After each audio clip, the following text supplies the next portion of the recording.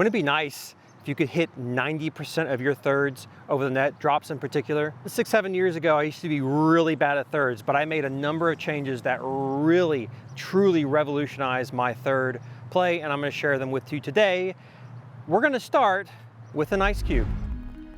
Have you ever been filling up your cup with ice at your fridge and that one rogue ice cube slips out, falls onto the floor, and you think to yourself, you know what, there's no one around, I can just go ahead and shove this thing up underneath the fridge, right? And then you think to yourself, I probably shouldn't do that. It might ruin the floors. So you pick it up, you turn around, and you do the whole, can I get it into the sink from here game. I mean, we've all played that game, right? Well, sometimes you can throw the ice cube too far, and sometimes you can throw it too short. If you sort of jab your swing, you could end up flinging that ice cube all the way across your room. And now all of a sudden you've got a rogue ice cube somewhere, or in a couple hours, a rogue puddle. But at the same time, if you don't give your swing any confidence, you'll hit right before the sink or on the floor, and the ice cube will shatter. We all know that if you want to get that ice cube into the sink, you got to do a nice, smooth swing. And that smooth ice cube swing is how you get it into the sink every single time. So what does that mean? I know that seems like kind of a weird analogy, but I really want you to pretend like you've got an ice cube in your palm and you're trying to throw it up in the air. But what's important here is that if you were in your kitchen and you were doing that, if you tried to swing like crazy, you're gonna send the ice cube over the counter into the living room, right? Which is really important to not treat your third shot drop like chaos, right? Because look, if Linda feeds me a ball here and I try to like really chunk that ice cube across the living room or whatever, it's gonna go way out the court like that. So in terms of how this translates to the stroke, let's come at it from this angle on this camera here. The way this looks is like that. A short, abbreviated stroke with no acceleration. Again, you can imagine yourself holding that ice cube. If you accelerate through the throw with that ice cube, you're gonna fling it all the way across your room. So if Linda feeds me again, I'm gonna swing very smoothly and slowly through that shot. You wanna think about consistency in terms of the swing. Practice this. Highly recommend that you practice this shot. Just really notice how smoothly I'm swinging through the shot. There's hardly any acceleration here. That's the key to doing this. One thing that's gonna help too, you have to have confidence in the follow through. So think beginning to end, A to B, smooth through the stroke, have confidence with the follow through. Notice how I followed all the way through there slowly, very slowly. That's the key to this ice throw kind of thing. It's gonna really change the way you hit your thirds. I'm pumped for you, by the way. I think this is gonna be great for you. The second thing, think opponent first. I have a mantra in my teaching where I say, you can't understand what to give unless you understand what was given. So I can't understand what I need to do on my side unless I understand what's coming over. Think opponent first. It's kind of having respect for your opponent in a way. So Linda's gonna hit me random stuff, which is accurate because in pickleball, everything's chaotic and crazy, and you're always gonna get random stuff, and I'm gonna respond accordingly. Okay, so Linda gave me a little lobby thing there. That's gonna happen in pickleball. You're gonna get lobs on your returns, right? So I responded accordingly. If I tried to hit that shot like a normal third, then I may have made an error. But because I was focusing on her shot, I was able to change accordingly. Okay, so Linda hit a kind of a little bit of a hard one to my backhand side, so I had to respond accordingly. The first thing I did is I adjusted my footwork. That was the first key there. Adjusted my footwork and then made the stroke accordingly. That was all about footwork on that one. Okay, another random one. Okay, that was really good. So Linda put backspin and side spin on the ball. What I did is I noticed that and I immediately ran forward because I know how spin is going to react on the court. That is how you think opponent first.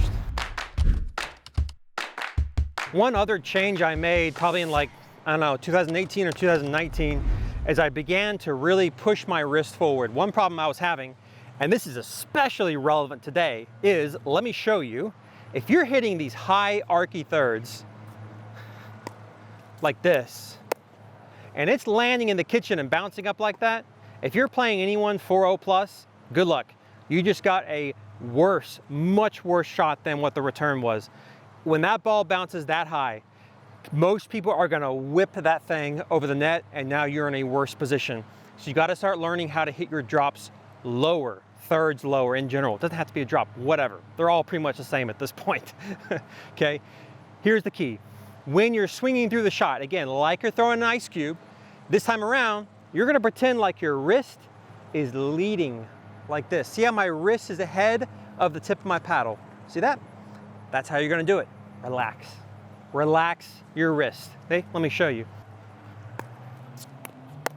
See how my wrist was leading ahead? Now watch it from this angle.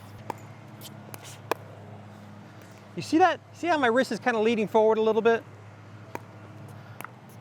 That's gonna help you to get that shot lower. Now watch it from the big angle back here.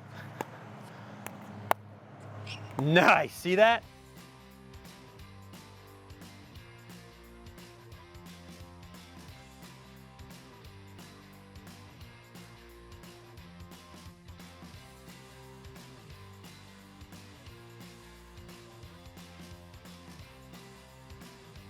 If your paddle is like this, where's the paddle facing? Up in the air. If you hit the ball, guess what? It's gonna go straight up. But if my paddle faces like this, that ball is gonna go straight forward. That's how you can get your shots lower. The next change I made was more of a mindset thing. It's understanding that your third isn't going to be perfect and you're gonna have to deal with a fifth. Isn't that just nice? Doesn't that just take the pressure off? If you're thinking to yourself, I've got to hit the most perfect third ever, you're setting yourself up for failure. You're gonna be disappointed, you're gonna be discouraged. And so if you think to yourself, you know what, every now and then when I hit a third, I'm also gonna hit a fifth. What that means is that maybe your third shot wasn't so perfect. Fantastic, I'll take that any day of the week. If that means that I'm reducing the pressure and the stress on myself to hit these wiffle balls over the net, that's a good thing. I'll deal with that fifth any day. So here's what this is gonna look like in terms of a third and fifth.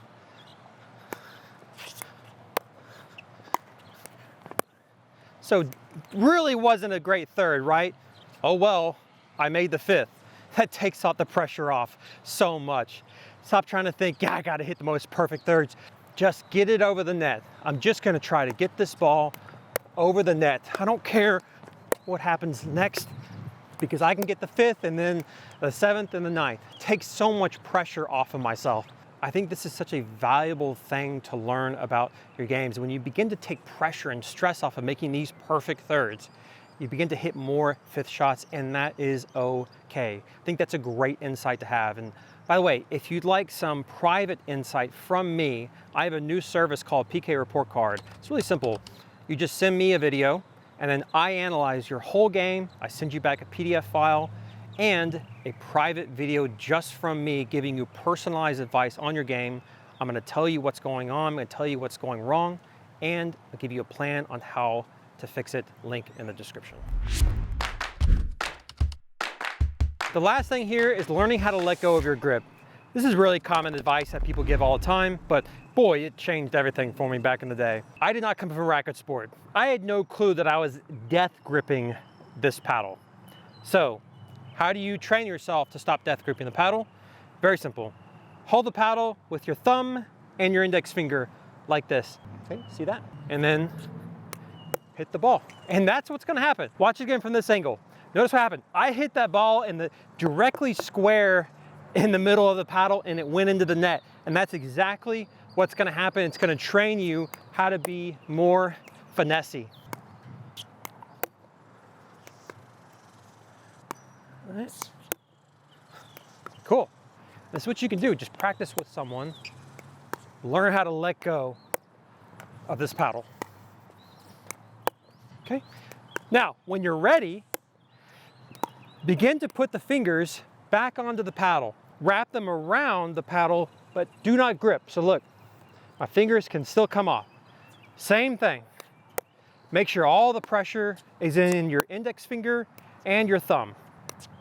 Do not grip the paddle with your pinky, ring, or middle finger, only with your index and your thumb finger. And then as you're doing this, begin to now put the fingers back onto your paddle, but still convince yourself that you've got only the index finger and the thumb on the paddle. And that's the progression. Then, when you're done and you feel comfortable, go ahead and go back to that index finger and thumb only with your ring, middle, and pinky off, and then go through the progression again. Slowly put the fingers back onto your paddle. That's going to help you to have more finesse. Now, if you want to learn a really fancy third shot, one of my favorites, it's the third shot hybrid. I've got a video linked right up above. I'll see you over there. Thanks for joining me.